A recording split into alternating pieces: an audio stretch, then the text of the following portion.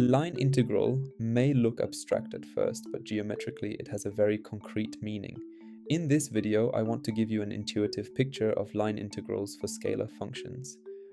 We start with the domain of our function R2, and on this domain we look at a scalar function f. So for each point xy, we plot the value of the function in the third dimension. Like this, we can represent our function, plotted here in blue, as a surface hovering over our domain, R2.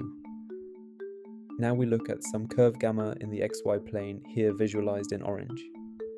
We look at the values of the function f along this path gamma. So the question is, how can we accumulate the values of the function along this path? Or in other words, what is the area of the orange object under the function f along the path gamma? Finding this area is exactly what the line integral is supposed to do.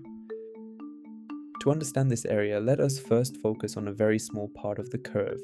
At a given point on the curve, the function has some value f of xy. You can think of that value as the height of a small strip. But height alone is not enough. We also need the width of that strip. We call this width ds. And this width should correspond to the length of a small piece of the curve gamma. As soon as we understand what ds looks like, we can approximate the red area as a rectangle with height f of xy times the width ds. So what does ds look like?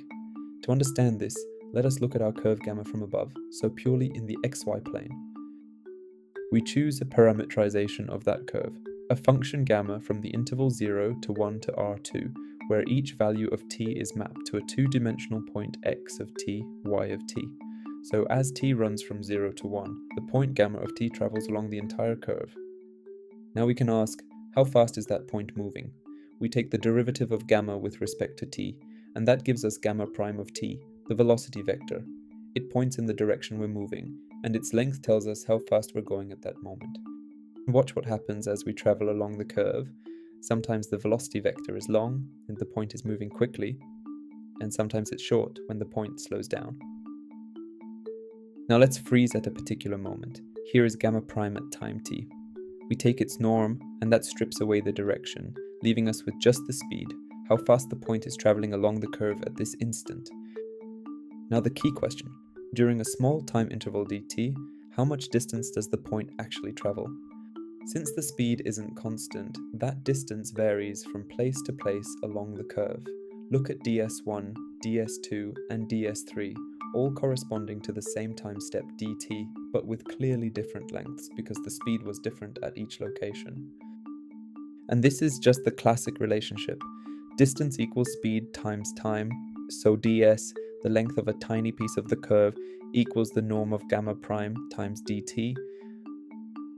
Now let us return to our three-dimensional picture.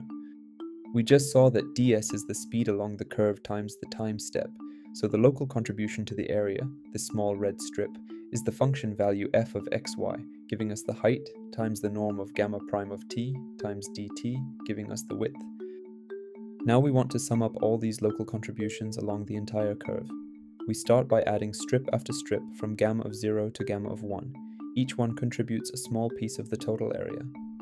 And as we take more and more strips, making each one thinner and thinner, this Riemann sum converges to the integral. And that integral is what we call the line integral of f along gamma with respect to arc length. We write it as the integral over gamma of f of xy ds. Equivalently, substituting our expression for ds, this equals the integral from 0 to 1 of f of gamma of t times the norm of gamma prime of t dt. So geometrically, the line integral is simply the area of that curved ribbon hanging under the surface along the path gamma. Each strip contributes its height times its width, and we add them all up. That is the geometric meaning of the line integral for scalar functions.